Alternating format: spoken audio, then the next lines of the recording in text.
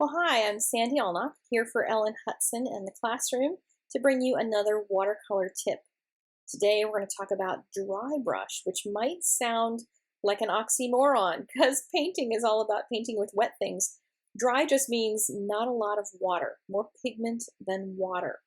And there are some really interesting techniques that you can do and interesting textures that you can get. This is a round brush, and you can see the brush is acting a little funky because there's not much water in it at all. Not much water content, just in that little spot right there. That's what it looks like when it's wet, and when it's dry, it dances across the top of the surface. If you think about paper having peaks and valleys when it's got texture like this cold press paper does, then this is just dancing across the peaks and not going into the valleys unless it's wet. Now here's something I discovered recently, which was very cool. Took a completely dry 1-inch wash brush and brushed it across the surface, and it almost looks like airbrush. It's amazing. I just was like, wow, that was kind of cool. It was an effect I didn't expect. So I recommend that you take any of the brushes you have and do some dry brush stuff on some scrap paper and just see what kind of strokes you can get out of them, because there's a lot of interesting textures and lines and things that you can do. So now I dipped it into some wetter paint, and you can see you can get this very interesting linear pattern as well from that same brush that just did the real soft brushing. Now here's a small round brush. I want to paint some grasses next. So what I usually do is mix my paint. I test it out with my whatever brush I want to use, and I see, is that the right brush for the size of thing that I want to make? And this one turned out to be the right size.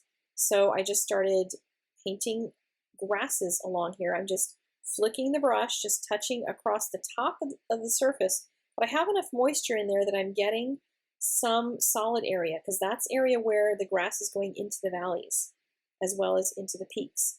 But I'm going to show you something in a minute about layering this.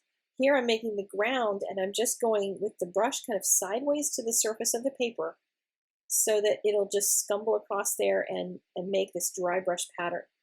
And now when I try to blend the green line there in the middle and push it upward with more dry brush work, it looks like I have 2 layers of grasses. So there's a lot of interesting things that you can do if you just play around with what your brush will do and what the paint will do.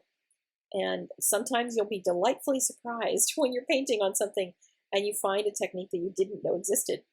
So I painted some messy watercolor here on the background of this tree because I was going to do some dry brush over it. So this is one of those ways that I love to find different techniques that will cover if my watercoloring didn't go well.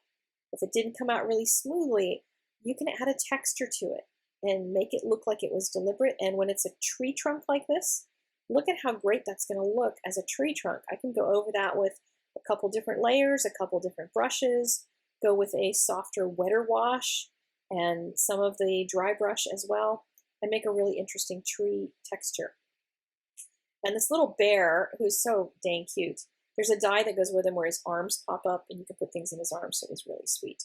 But I'm just painting on him for now, and I wanted to show you how you paint animal texture doing the same thing. I'm using a 1/4-inch flat brush, also from the Silver Brush Company. And this one, I'm just kind of painting some lines, almost like the same thing I did with the grasses, but doing it along lines where the bear's fur would be. I'm picturing it radiating out from his face. So you can do the same kind of thing. And look at how soft this came out when I got my brush good and dry. On the left-hand side there, it was a little wetter. And then once I got it dried out enough, this is what came out.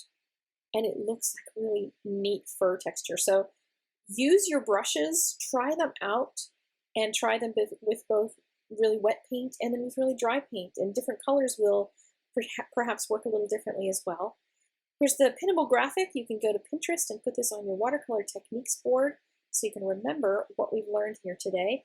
Join me again next week, and I will bring you another technique. And I will see you then. Have a great week and go paint something wonderful. Bye-bye.